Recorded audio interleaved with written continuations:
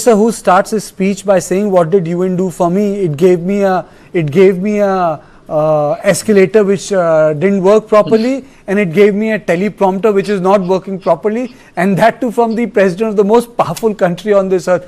Do you expect the most powerful man to say that climate change is a hoax and green energy is going to kill you and it is a sham? No, you don't expect the president of the most powerful country to say this, but he said that and he got away with it.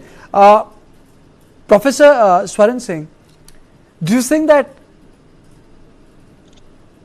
Chinese consensus can replace the Washington consensus, as Professor Lucas was saying, that this is the American retreat?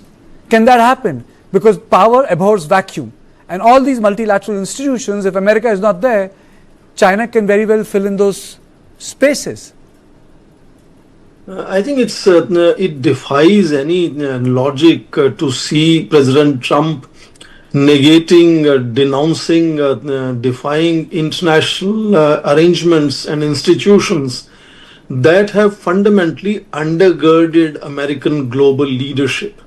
It surprises me how can someone be so much up against one's own interest in that sense. And of course, as you mentioned, in case there is a vacuum created with President Trump led United States deserting international multilateral arrangements, that vacuum will definitely be filled by others. But whether it is likely to be filled by the Chinese, to some extent that remains a possibility. But the world today is so much intertwined, interdependent, that perhaps a single power is not likely to replace and fill that entire space. And I think that is what is being underlined in Foreign Minister Dr. Jaishankar's speech, in which, of course, Trump's escalator and teleprompter issue is a symptomatic of what Dr. Jaishankar mentioned of lack of resources at disposal of international organizations that makes them ineffective. He, of course, also underlined that the lack of representative nature of international organizations that also make them ineffective. Now, when you mentioned whether Chinese will replace it, makes me immediately remember that this is not the first time multilateralism has come under threat. If you look at just last 100 years, the whole Cold War and bipolarism that followed the Second World War, and at end of Cold War, the unipolar movement or impulses of United States, at both occasions, India did step in and play a great role after Second World War in terms of launching or being part of the whole international effort for non-aligned movement. And then at end of Cold War, pushing even further to go for multi-alignment, which is supposed to be inclusive and kind of all-comprehensive in engaging as many countries as possible. So in that sense, I think the response that Dr. Jaishankar made, partly, not directly, but indirectly to the speech by President Trump, is on the lines of how India has always played a role, partly because it's in India's philosophy and tradition to look at the whole world as one family. And in that sense, each member of the family will have their role to play.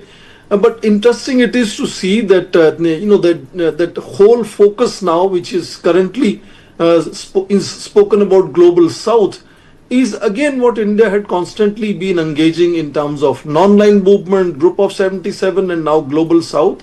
And what India fundamentally is saying that to make international organizations effective, they must be representative, and for that they must have space for the voices of global South. But so I think that what was there, sir, what was Chinese are not the only one who will be replacing United States. There will be other countries, including country like India, who will have expectations around the world to step in and also contribute. Then where does it put India, sir? I'll bring back the discussion home. Professor Singh, how do we locate our interest? Where do we locate our interest then? I think simply because, as I mentioned, world is so intertwined that no single nation can pursue its either challenges or opportunities by oneself. Howsoever that nation could be powerful in terms of its economic heft or military power, world has to work together, and the nations have to take other nations along.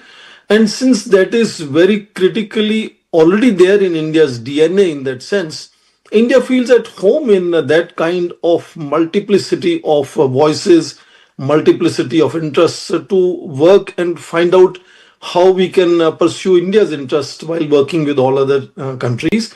And therefore, if you remember, right from 2015, the same foreign minister, Dr. Jaishankar, has been talking about need for strengthening multilateralism, and the whole new idea of India being friend of the world, Vishwamitra, has also been projected, which means India understands that it cannot be Viksit Bharat or developed India by 2047 unless it builds developmental partnerships with as many countries as possible. Absolutely. And that is where I think ensuring that international arrangements that undergird multiplicity of these voices in multilateralism, in which case United Nations forms the very central piece and the most sacred part of that multilateralism, is the platform where such voices need to be raised, where we need to understand that in not just today's world but generally, but especially in today's interconnected world, no way one can ensure peace and prosperity